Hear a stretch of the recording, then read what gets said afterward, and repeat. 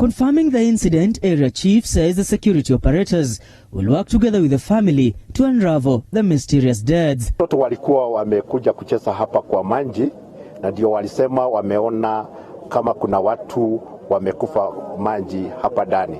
Na ndio waliambia watu wa sema wale walikuwa karibu na wakaenda hapo na wakaenda wakaangalia na wakaona kulikuwa na watu wawili. Ndio watu wa kijiji wakaitana, ndio wakakuja hapa na wakaweza kutoa miili hiyo na wakaiweka hapa kando. The bodies are awaiting postmortem to bring to light the cause of the untimely deaths. The two boys were in class 8 and class 4 respectively at Umoja Primary School. Mwangi Maina, TV 47, Nairobi. Pretty much unfortunate there. Away from it, at least 3,000 women and youth groups in Machakos have received financial support from National Government Affirmative Action Kitty in a bid to cushion them during the hard economic times occasioned by COVID-19 pandemic.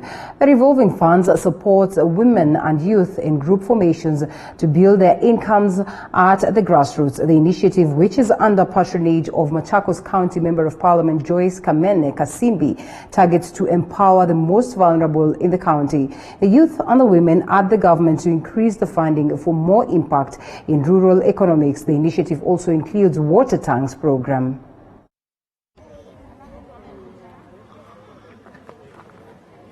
Bado tunaendelea kupatiana tanks. Saa hii tuko na sub counties 5 ambazo tumepatiana tanks na tunabakisha sub county 3. Na hata hiyo isitoshe, tukimaliza bado tutazunguka tena kwa sababu kuna wengi sana wameoneshana interest zao kwa huu mradi wa kupatiana tanks at subsidized prices. Na I'm happy kwa sababu tunaona kina mama wameanza kuona umuhimu wa kufanya water harvesting kupitia tanks na gutters, wana harvest water kutoka manyumbani yao. Target yetu ilikuwa at least to reach to 3,000 families na saa hii tunakaribia 2,000. Siku hii ya leo ametuletea pesa za kuendeleza tembo banking kwa vikundi vyetu.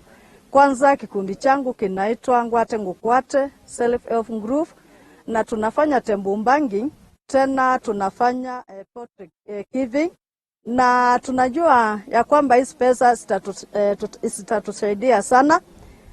Leo tutapata 5,000 na hizo zitatuboost kabisa. Kile ninataka kuuliza national government ni ya kwamba waweze kuongezea pesa kwa hiyo ofisi ya women rep. Sasa katika bodaboda tunakuanga na ile shida ya bodaboda zetu zikiharibika, zingine hata zinapelekwa zinapimwa ile kilo, lakini kwa hizi pesa tu kidogo tunaanzia nayo na tunakuanga na pesa ya table bagging. Sasa tumeongeza, tumepata pesa za kuongezea katika table bagging. Nashukuru sana kwa sababu hawa mama wamechukua matangi, wamepewa na GAHAF, National Government Affirmative Action. Wamama wakadhiani saa hii tunashukuru mheshimiwa sana kwa ile kazi ametufanyia. And businesses people are counting losses after heavy rains destroyed goods worth millions of shillings in Eldoret town. Many of them want compensation from the national and county government. The heavy rains caused flooding all over the town as business people watched floods water destroy their property. The business community has faulted the county government of Uasin Gishu for lack of proper urban planning and the poor drainage system within Eldoret municipality.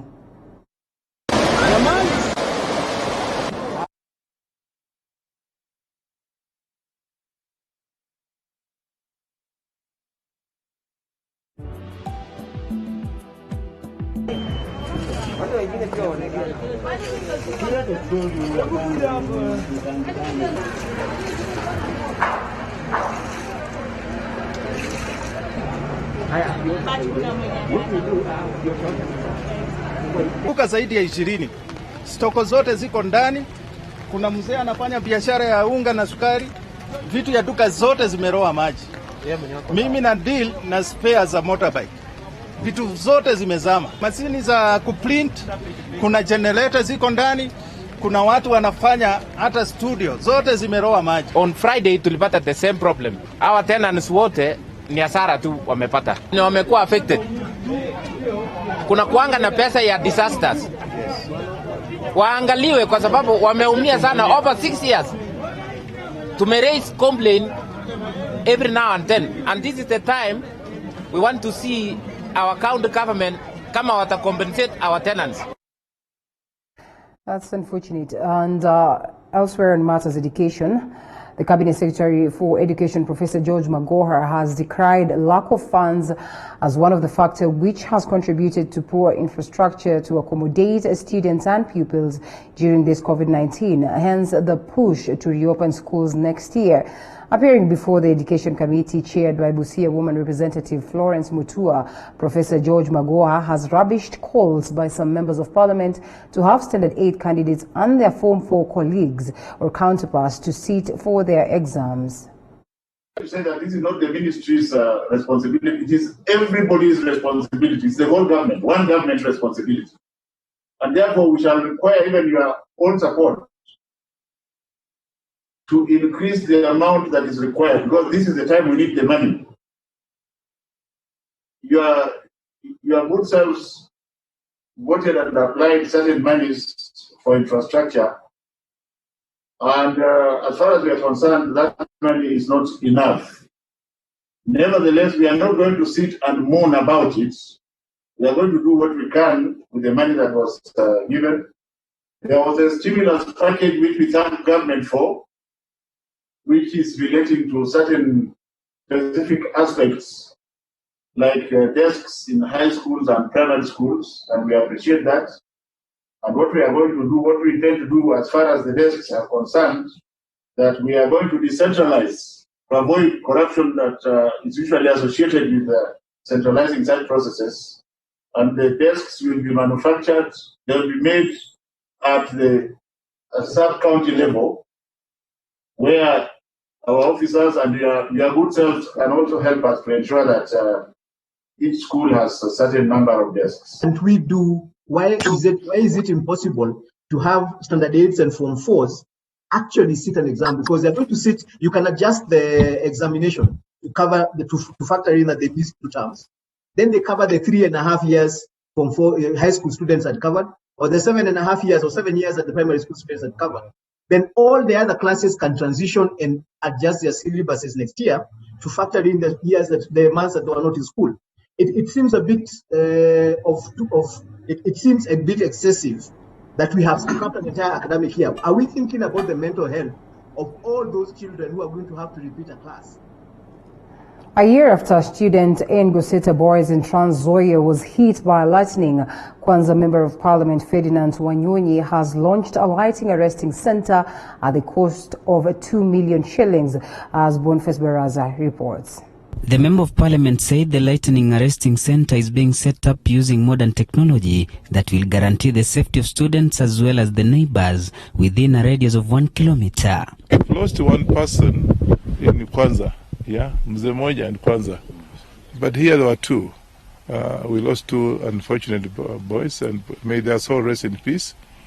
It was in their making, maybe we would have done this earlier. So we've lost some people, and that's why I'm in a hurry to be able to do that. And I want to assure the members of the community here, and Kwanza as a whole, Kwamba, I may spread this project elsewhere. This is just a beginning. Because I think those sides of Kolongolo and Kwanza, they've had the same problem. The contractor working on the project has said that the project will also involve the setting up of 4 masts that will additionally be used for setting up of CCTV cameras and Wi-Fi technology, which will be useful for students once they resume learning. Our major aim is to cover the schools, isn't it? Like now this one, we are lucky. There's another primary school which is not very far. It's just near to this. Then we are also assisting those locals who are within that area, who are within the area. Let's say like 800 to 1,000 meters away from here. But this thing can still go beyond the 800 meters or 1,000 meters. It can still go to 1 kilometer. The school's principal, Kiru Joseph, said the lightning arresting equipment will aid in combating fear among students whenever there is heavy downpour. On behalf of the school, we are very grateful, and even the surrounding. Because I know this is going to protect the school.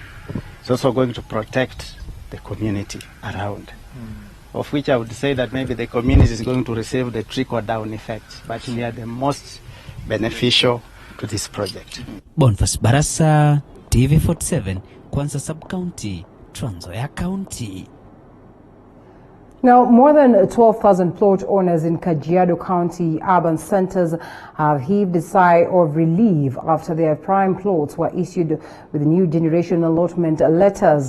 The 12,657 plots spread in 26 satellite towns and trading centers have been relieved after the conclusion of a validation process by the Department of Lands under the Eye of Lands CEC Hamilton Pasaina. Governor Joseph Olilenku launched the issue of the new generation allotment letters in yet another milestone on a sector that defines Kajiado's economy.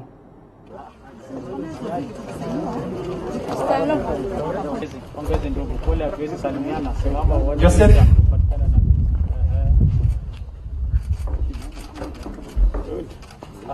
Thank you, sir. Leo tumepiga hatua muhimu kama serikali ya kutatua shida ambazo zimekuwa zikikumba our land registries kwa sababu ya vyeti miliki kuwa katika hali ambayo usalama yao haikuwekwa vizuri. Leo tumezindua zaidi ya 12,000 ploti katika town zetu 26 ambazo validation imefanyika na kuhakikisha kwamba wale sasa wako na plot ndio wenyeji halisi na watu kadhaa kuwa kwa plot moja, hiyo shida imeondolewa. Now, Coast Regional Commissioner John Elung'ata has ordered immediate reopening of health facilities in Lamu County that has remained closed since 2014 following attacks by suspected Al-Shabaab militants in Lamu County. Speaking while inspecting the ongoing National Hygiene Program dubbed Kazimtani in Baragoni, Regional Commissioner John Elung'ata revealed that the national government is ready to commit resources towards the reopening of the health facilities which had been closed for too long. Elung'ata said opening of the health facilities will help in fighting the COVID-19 pandemic by providing health services to the Lamu residents. The administrator, who was accompanied by Chairman of the National Police Service Commission, Eliud Kinuthia, also inspected the clearing of the bush at the site in Maraguni, where the national government is building ultra-modern national secondary school for Lamu County. Police Service Commission yuko hapa, jeshi letu liko pale, chief tumekuajiria. Hata nimekuja na driver ambaye anasema, wewe unajua hata mimi kwangu mkubwa yuko, kijana wangu ndio chief. Nikasema ala, nikampigia salute. Kama chief sasa yuko, mbona tuwatoe madaktari? Tafadhali, kwa wakati huu wa COVID, labda kuna watu wetu naumia kule ndani, tuwapeleke madaktari huko, tutawachunga. Kama vile tulisema tutachunga walimu, hata madaktari tutawachunga on a 24-hour basis. So tafadhali tusaidiane, ili tukimaliza hii COVID-19 huku sehemu za mijini, hata mashambani iwe imemalizika. Ama ni namna gani wananchi? Iwe ni hivyo. Shule ndio itatoa wale wataalamu watakuwa katika port. Sio siku nyingi, tukianza form 1 mwaka ujao, miaka 4 baadaye, Chairman, utaona vijana watatoka hapa wako ndani ya port. Labda ni hawa. Na kusudi kabisa ya hii shule ambayo rais ametupatia ni kwamba vijana hawa ambao wameongea hapa na vijana ambao wako kwa hii shule ya primary ambayo iko hapa na Bodhei, vijana wapatikane shuleni. Na kama hauko shuleni, uko mahali kazini kwa miradi ya serikali mingi inayoendelea hapa, ujenzi wa mabarabara, ofisi ya mbunge na ofisi ya county iko na miradi mingi. Kuna mradi wa port na kuna kazi mingi zaendelea. Na ili upatikane hapo ukifanya kazi, ujuzi utatoa kwa hii shule. The government has put on notice investors who have put up illegal camps at the Masai Mara Game Reserve. The Ministry of Tourism says such camps compromise the international standards of the famous game reserve. Tourism Cabinet Secretary Najib Balala said that illegal developers have continued to build camps in the game reserve that do not meet the set international standards, warning that they could be forcefully evicted and charged in a court of law.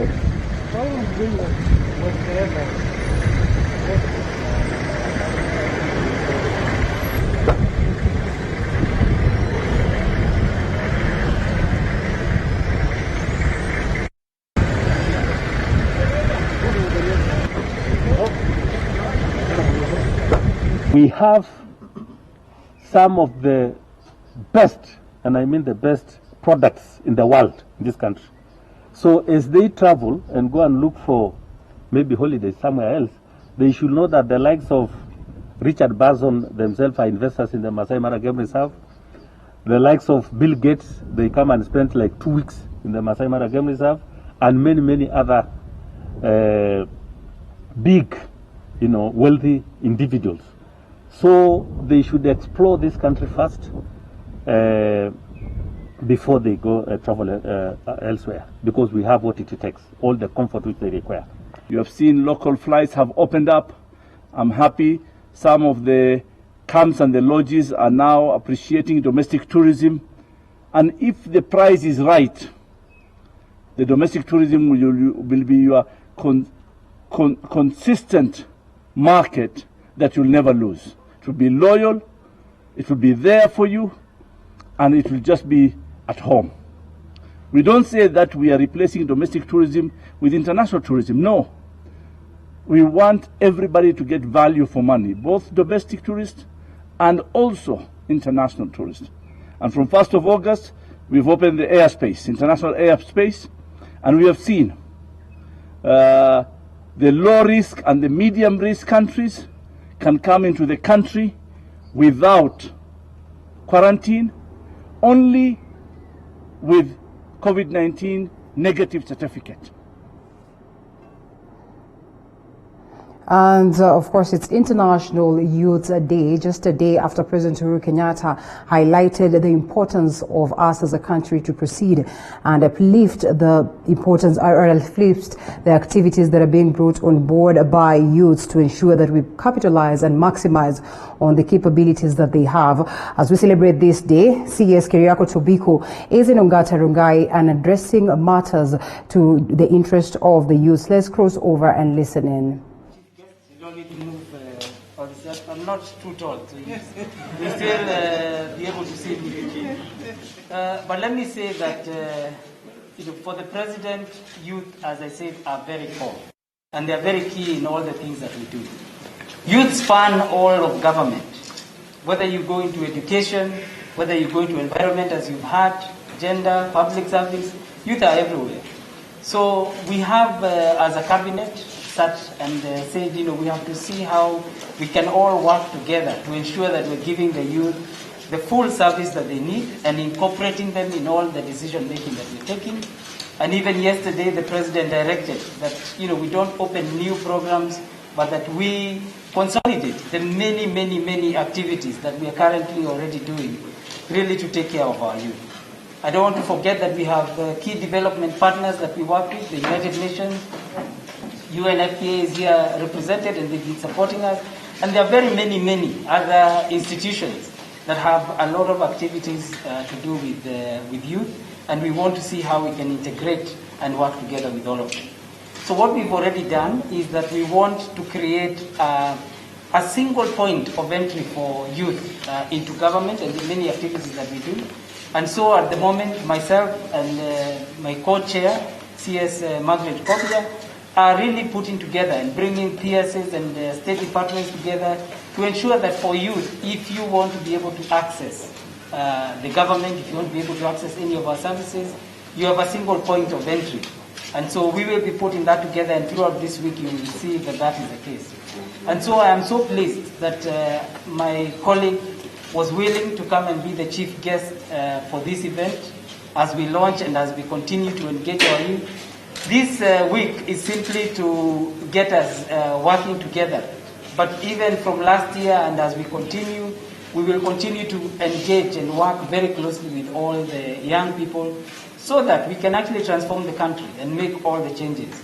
So I have pride that my colleagues were able to come. The others may have wanted to come, but because of the COVID restrictions, we are not able to have everybody join us. But we know that we are all together in making this happen. So Professor Manuel Kobia, thank you so much for this opportunity, for coming and representing us. So the floor is now yours. Asante sana. Thank you. Thank you very much, my colleague, CSDO. I'm very happy to have been invited to be here this morning. I recognize CS Michelle, Cabinet Secretary, ICT, Innovation and Youth, CS Keriako Tobiko, And point of correction right there, exactly a week to International Youth Day, that is on 12th of August, and those CS is addressing matters of interest to the youth. We'll be bringing you details of the same later on our subsequent bulletins. But now we cross over to Parliament buildings, where our reporter Elizabeth Metuko is preparing a report on the reactions of the revenue sharing bill. Right now, Western region leaders addressing the same, the likes of Ayub Savula alongside other Western leaders. Let's take a look, or let's cross over and listen in to what it is that is there.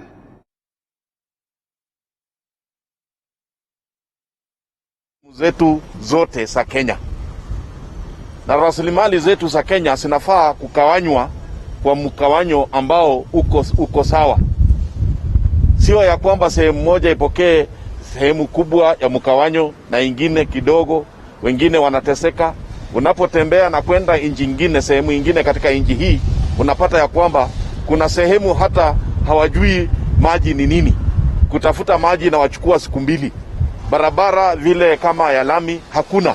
Kwa hivyo sisi tunasema ya kwamba mkawanyo wa rasilimali za Kenya uwekwe kwa hali ya usawa, kusiwe na tofauti yoyote. Ya pili, tumeshangaa kuona kiongozi ambaye tunaheshimu, mzee Raila, jana akikeuka kwa msimamo yake, kwani hakukuwa na advisor yoyote ambaye angeweza kumjulisha hii vile ambavyo inafaa kufanywa. Ndio sasa ameelewa nini ilikuwa inaendelea. Ni kama mtu kuamshwa kwa usingizi.